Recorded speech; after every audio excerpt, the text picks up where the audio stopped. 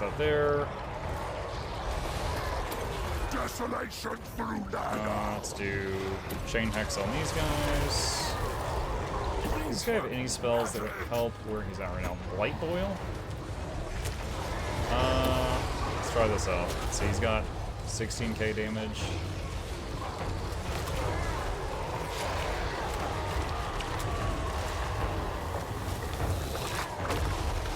That takes a very long time to go off, but it did hit really, really hard.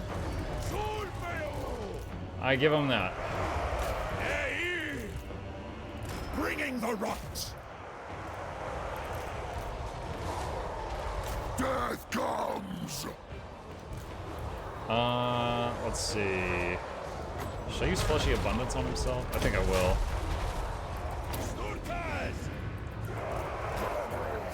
Actually, use his health potion. He hasn't used the health potion yet.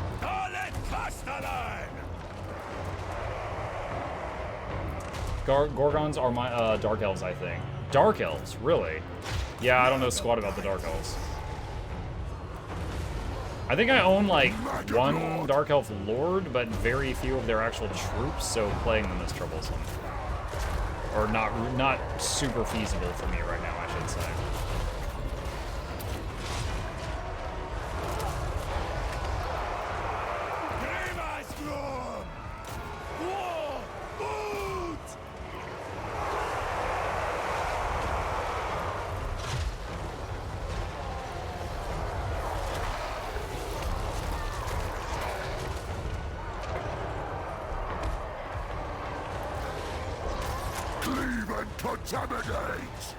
Okay, we can do Fecundity again. Throw that over there. Let's see, Cavalry have finished chasing off one of the enemy units. Let's get this guy. Let's throw a overcast Pit of Shades right there, which will gobble up most of those.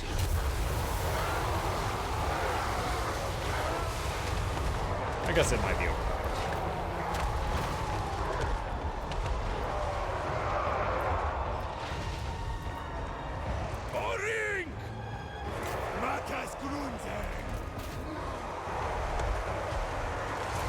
Looks like the Gorgon is actually near his healing cap. He's almost cannot regen anymore.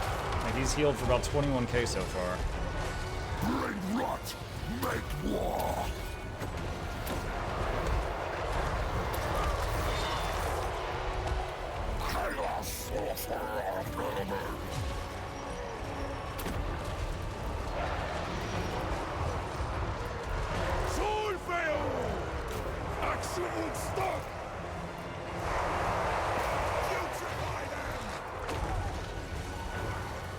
Yeah, that Blight Boil thing is so easy for them to move out of.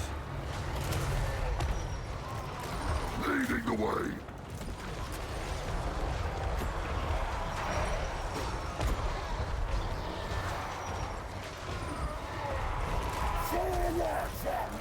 Let's bring him over here if I can.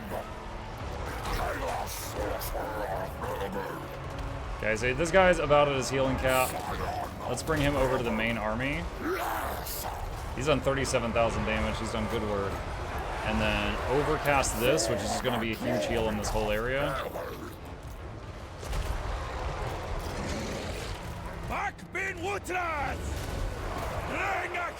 Take those out of the group that Tamurkhan's in.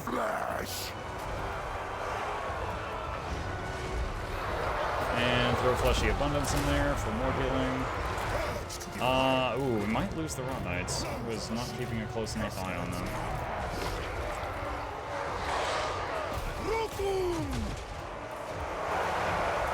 Nago's favored.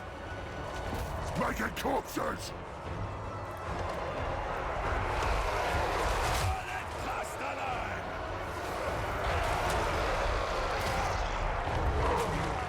We love the sick.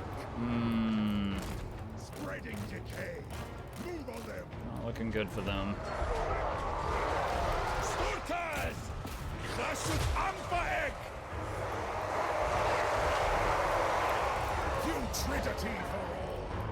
Now, I can make more Rot Knights, but I'd be kind of sad to see them go, because I've had that group the whole game.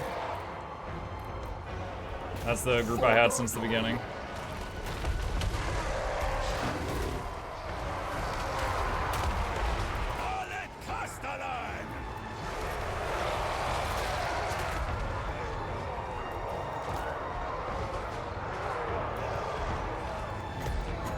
Can overcast the big heal again.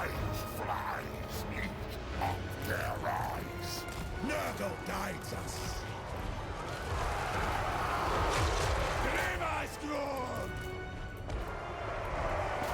Easily. This way.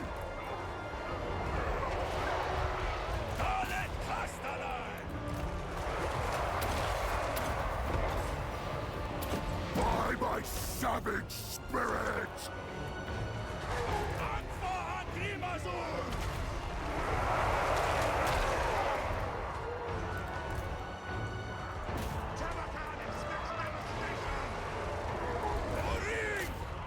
Change over to this. What is this? Ungor Herd. With those. Son of Nurgle. Alright, that guy is in full retreat. Crush them underfoot.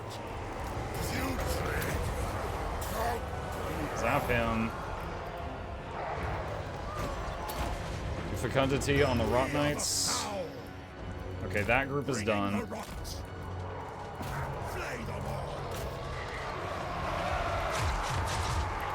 Maggot Lord. Rot Knights staying alive with 5 units shows how good they are.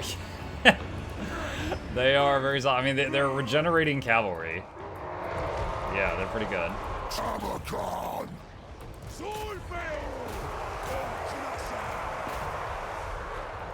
Death comes. There we go. Okay. So I didn't actually kill the last objective, but his will broke. Dude, we had... I don't think I've ever had so many units hit the healing cap. And granted, you know, their army wasn't, like, the best, but we did just fight 3 armies. That's crazy. Tamurkhan got 513 kills. I'm curious to see the damage done of each of the units after this.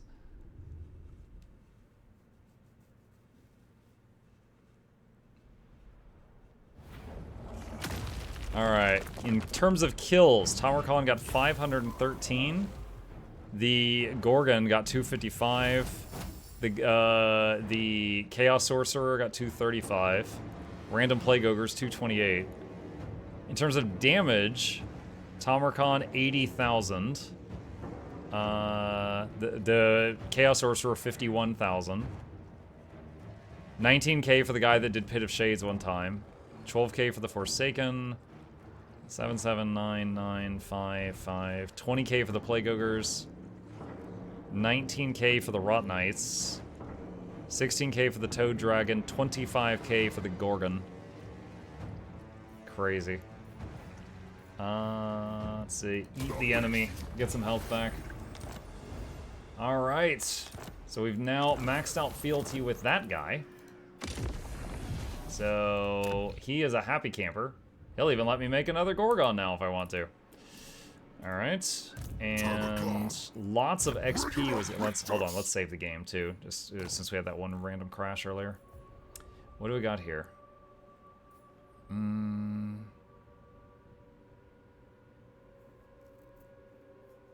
Putrid Resistance. Virulent Contagion. I actually want the passive stuff more than I want that. Plague Toads, Plague Ogres, Chaos Warhounds. Marauder. Horseman of Ner... Wait, Chaos Warhounds. I don't think I saw Chaos Warhounds. Chaos Knights, Rot Knights. Cankerous Speed. Alright. Alright, this guy, Blade Shield is fine. This one, just whatever. Dude, some of them got 2 to 3 levels from that fight. Is this modded? No, this is just base game. I have run some mods before. Right now, this is just the game.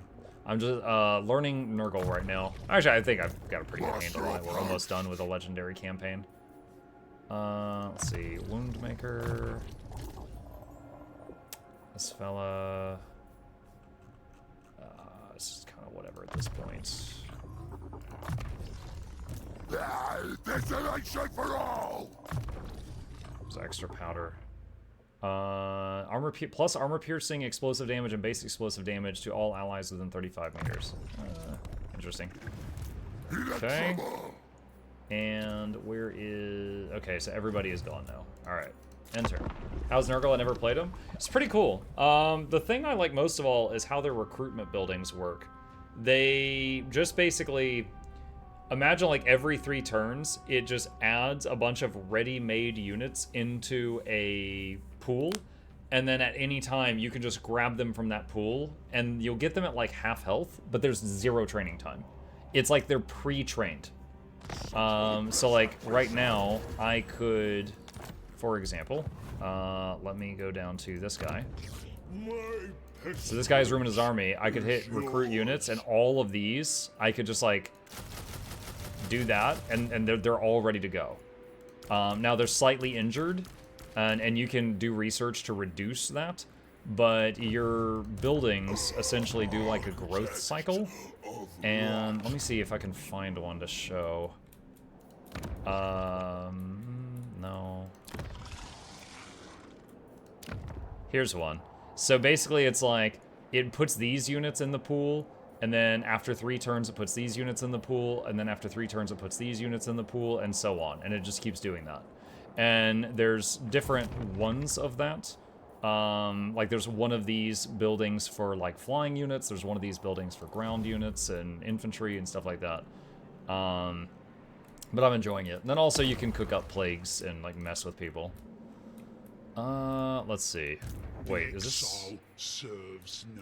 What is going on here? Is this city... is that a lord or a hero? That's a hero. Okay, that should be fine. Father Nurgle!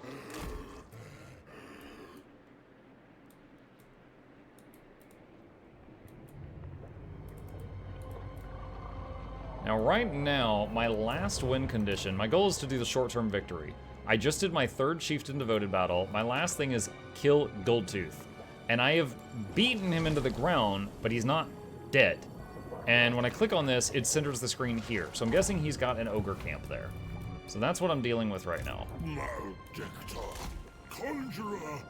And there it is. How many people are there? Not much. Alright, this is like a level 4 lord, but he might be able to handle it. To battle!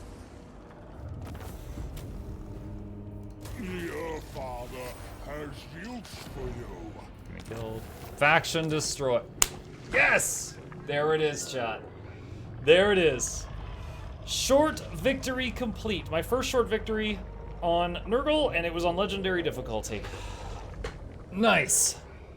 Glory to you, glory to us. The war will go ever on, for that is the nature of the turbulent world, but for this moment, we can claim victory. G freaking G. Alright. Review time. And now I could keep going, but I wish to wrap this one up here. But let's talk about it, right? Let's talk about it. How do I feel about Nurgle? Nurgle as a faction. First off, the units, they're almost entirely melee. I don't hate it. They're almost entirely melee, but I don't really mind that. Like here, let me just kick this guy for a second so I can pull this up. I love, as I was just saying, the fact that you can like just pre-make them and then recruit them with no recruit time. So you never have to stop and leave someone in like recruiting or whatever that stance is called, you know, for multiple turns to get your units. The units build for multiple turns and then you recruit them instantly. I really like that. That's really awesome.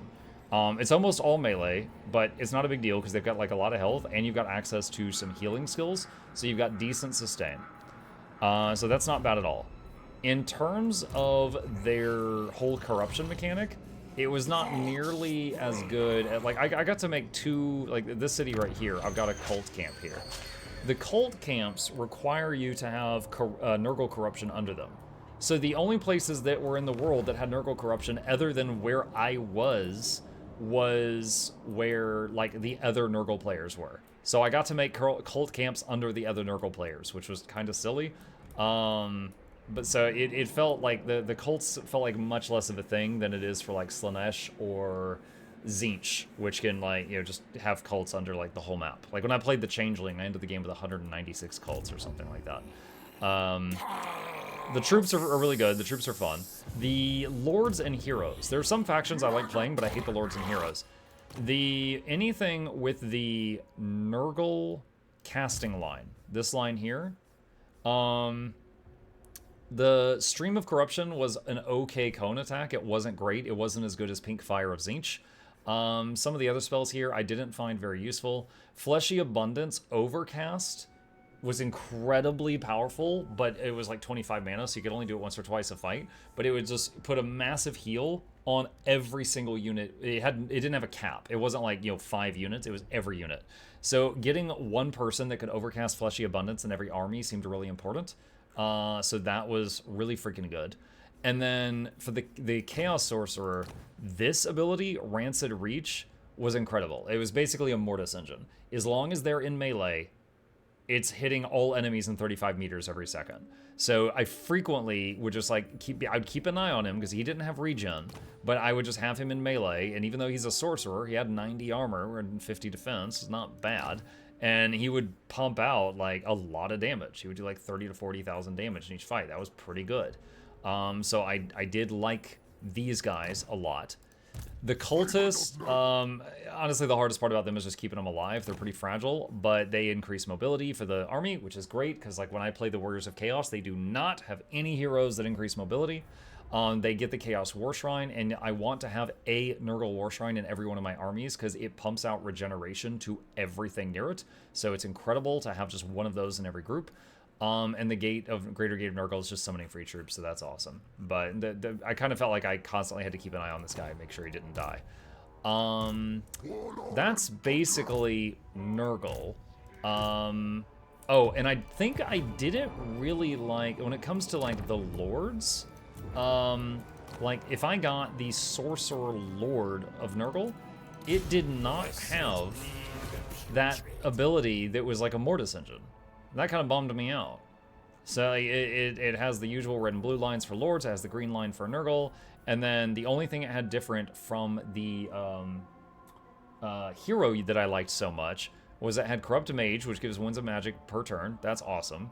That's kind of whatever. That's kind of whatever. Paragon of Decay, there's a little debuff around it.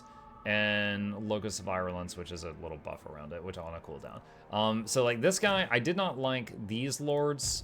These ones were okay because they were a bit more powerful, especially with the Rotfly. They had a lot of mobility. So I felt like if I'm going to get a Nurgle caster, I would make it these dudes as a hero because Rancid Reach was insane and then the casting line was good.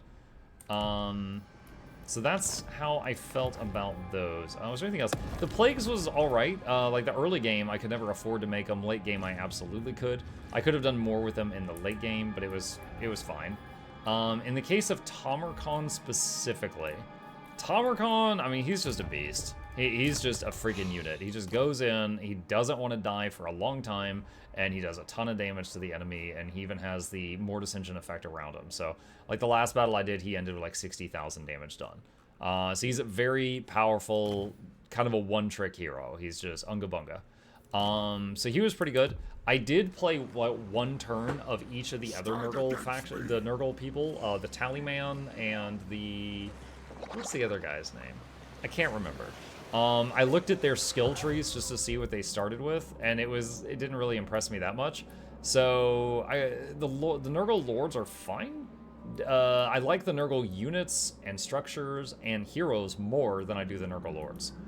Last thing I can think of is the starting position. Tamurkhan started over here, and basically I could go left or go right. And if I went right, I could get hit from the left, and if I went left, I could get hit from the right. And I felt very vulnerable in that spot. Not as vulnerable as when I played Mother Osyanka, and I was completely surrounded on all sides. But I could go one direction, and then I was open from the other. The game encouraged you to go down to the southeast because of the quest targets it gives you. And I ran into, what's his name, the Sun Eater, and had the fight for my life on like turn 8. It was like me versus 3 enemy armies inside a city. And I won. It was really tricky. We did it, and we didn't have any losses. And I'm doing it on legend difficulty because I'm dumb. But that was crazy. That was absolutely nutty. Like, that was a really tough fight. The game was a lot easier after that point. Tamurkhan's Chieftains, pretty neat mechanic. I don't think you would want them all in one army, because then your army would have like 10 heroes in it. I think you could. This guy you start with, he's got regen, he buffs the Rot Knights. You start with Rot Knights, it very much feels like, oh, this, you know, he buffs all cavalry that are near him. So you have him run with the cavalry and he buffs them, and it's glorious. It's great. This guy was awesome because he had the Mortis Engine effect. He had, you know, just do damage around him constantly as long as he's in melee. He doesn't have regen though, so you had to keep an eye on him. This guy gave you Winds of Magic every turn and then had some Shadow Magic. This guy, I didn't use this guy much because I had just played Norska, and Norska was all about these dudes. So this was like old news for me. This guy was all right. He had the Cygors and the Gorgons. This guy, I feel like you could make a whole army based around this guy because he gives a ton of buffs to ranged units, which you have almost none in Nurgle armies. You do have some, but you could, if you recruited more of these things through his interface and use him, you could make a whole army based around him, and it could be cool. I just did not do that. So this whole system is kind of neat. That system is only for Tamurkhan. The other two Nurgle guys don't have that. But yeah, it was pretty cool. Having like regen units early game, like, you know, you could get was it the Beasts of Nurgle really early game, and then you had regening units on the front lines. These guys right here, you had regen units on the front line, and it made, you know, continuing onward not that bad at all. Yeah. All right, I think that's my thoughts on that. Really quickly, though, I'm just going to save the game here. Let me go back to the main menu. I want to see what was the... Because I think both of the other Nurgle Lords don't get regen. And I do love regen. So there's this guy, Kugoth of Plaguefather, who was the first one they had. And he has a cheaper time making plagues. And his plagues are stronger. And he doesn't start with Rot Knights, he starts with Plague Drones, which I think are worse than Rot Knights in my opinion. And then the Tallyman, he's basically the same as the hero units that look kind of like him. He can summon Plague Bearers, and he gets regen, but only if the enemy has a plague, which is certainly a bit more tricky. But... yeah, I don't know. I feel like Tamurkhan was easier to play than they were, just because he was just like a unit just all on his own. They're okay, but I think I would enjoy playing Nurgle, but more for not the lords, but for everything else. All right, cool. So that is the end of Tamurkhan, and we are off to the next one.